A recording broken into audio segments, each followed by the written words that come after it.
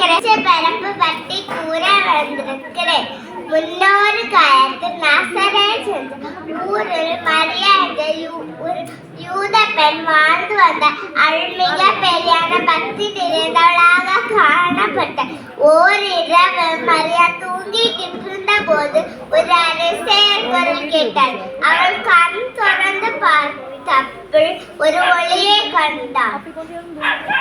அவள் கொண்டாள் ஒரு தேவதூதன். மரியா யார் என்று கேட்க, நான் கடவுளின் தேவதூதன், பயப்படாதே, நான் கடவுளின் தேவதூதன், நீ ஒரு மகனை பெற்றெடுப்பி, அவனுக்கு இம்மானுவேல் என்று பெயரிட வேண்டும். இம்மானுவேல் என்றால் கடவுள் நம்மோடு என்று பொருள். பின்னர் மரியாவுக்கு ஆட்டு தொழில் ஒரு அழகான ஆட்குழந்தை பிறந்தது. இதை அந்த ராணிகள் பொருளும் தூபமும் கொண்டு அந்த நிலம் மகிழ்ச்சியாக கொண்டாடினர்.